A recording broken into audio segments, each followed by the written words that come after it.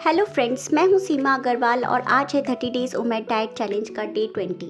रोज़ की तरह हम आज भी दिन की शुरुआत करेंगे मॉर्निंग मेडिटेशन से। उसमें हम ग्रैटिट्यूड प्रैक्टिस करेंगे। उसके बाद हम प्राणायाम के साथ 7 चक्रास की बैलेंसिंग करेंगे। फिर करेंगे ओम चांट। फिर हम जाएंगे सीधे सन गेजिंग करने नीचे ग्राउंड में और उसी के साथ हम अर्थिंग एंड सन ब्रीदिंग भी करेंगे।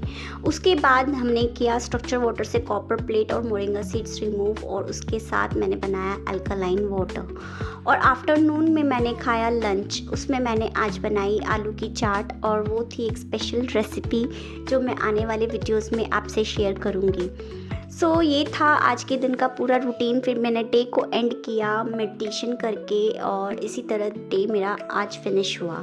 सो फ्रेंड्स, कल मैं आप सभी से शेयर कर रही थी कि कैसे हमारा खाना जब बॉडी में जाता है तो कैसे वो डाइजेस्ट होता है और कैसे हम जब कम पानी वाला खाना खाते हैं तो वो कैसे ज़्यादा टाइम लेता है डाइजेस्ट होने में। तो हमने कल समझा था कि फूड हमारे जब पेट में जाता है तो फ्रूट्स को पचने में कितने टाइम लगते हैं और ग्रेन मील को 18 घंटे लगते हैं। तो 18 घंटे तक क्या हम खाना नहीं खाते हैं? हम तो हर 3 घंटे या 4 घंटे में कुछ ना कुछ खाते रहते हैं। इसका मतलब ये है कि हमारा पहला खाना तो पचा है नहीं और उसके बाद हमने और खाना अपने पेट में डाल दिया। तो ये क्या होता है, अनडाइजेस्टेड फूड जो है वो हमारे पेट में पड़ा पड़ा सड़ता रहता है और वही डिजीज़ का फॉर्म लेता है। फ्रेंड्स, जब हम कोई भी खाना खाते हैं तो वो क्या होता है, हमारे इंटेस्टाइन में जाकर जमा हो जाता है। इंटेस्टाइन में जब वो जाता है तो उसमें विलाई, उसकी दीवार पर वॉल पर विलाई होते हैं जो कि ये सारे खाने को एब्जॉर्ब करते हैं। तो जब ये एब्जॉर्ब करते हैं तो खाने में जो अच्छी चीज़ें होती हैं, न्यूट्रिशंस होते हैं, उनको भी एब्जॉर्ब करते हैं। जो डस्ट पार्टिकल्स होते हैं उनको भी एब्जॉर्ब करते हैं।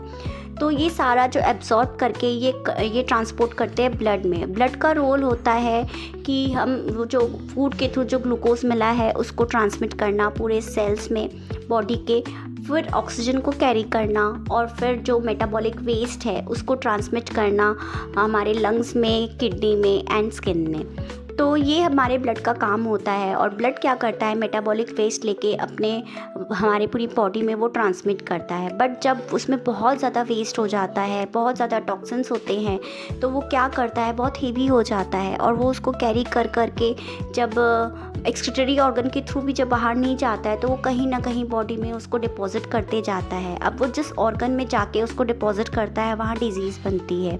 कहीं पे ट्यूमर्स हो जाते हैं, कहीं पर अगर वो ओवरीज में जाके जमा हो गया तो वो पीसीओडी हो जाता है।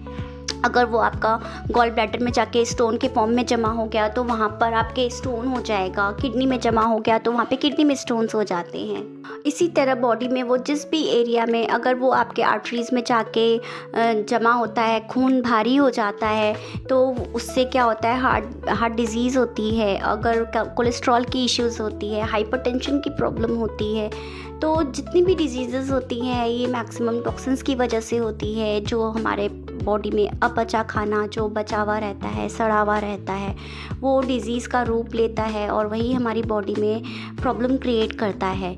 तो हमें बेसिकली बॉडी को डिटॉक्स करने की ज़रूरत है। जब हम इसको डिटॉक्स करते हैं, यही गंदगी जब हमारे शरीर से बाहर निकलती है तो हमारी बॉडी हील होने लगती है। जब हम बॉडी को उसके अकॉर्डिंग, उसके सिस्टम के अकॉर्डिंग खाना देते हैं और उस रूटीन के अकॉर्डिंग ही चलते हैं, बॉडी के सिस्टम के अकॉर्डिंग ही, तब बॉडी अपने आप हील होना स्टार्ट कर देती है। तो बेसिकली सात्विक डाइट में जो हम लेते हैं, ओमेड डाइट हम कर रहे हैं या हम कोई भी डाइट जब हम करते हैं, फॉलो करते हैं, तो हम बॉडी के रूटीन के हिसाब से उसको फॉलो करते हैं। तो उसी की वजह से हमें जो है रिजल्ट्स मिलते हैं, हमारी डिजीज़ रिवर्स होती है, वेट लॉस होता है और हमारी बॉडी हील होती है। एकदम से हमारी बॉडी में एनर्जी आ जाती है। तो हमें इन सब चीज़ों को समझना है और इन सब चीज़ों को समझ के जब हम डाइट को फॉलो करते हैं तो हमें रिजल्ट्स ज़रूर मिलते हैं। आज के लिए इतना ही था। आगे आपसे और भी शेयर करेंगे इसके बारे में डीप में जाकर कि कल glucose imbalance, microbial imbalance, hormonal imbalance क्या होता है और भी क्या क्या रीज़न्स है जिससे हमारी बॉडी में डिजीज़ होते हैं। उन सभी चीज़ों को हम समझेंगे और जो सारे स्टेप्स मैं कर रही हूँ डेली बेसिस पे, उसके पीछे क्या लॉजिक है, हर एक स्टेप्स के पीछे कैसे वो हमारी बॉडी के लिए और हमारे इनर हेल्थ के लिए बहुत इम्पोर्टेंट है। सो आज के लिए इतना ही था। Thanks for watching. Bye bye.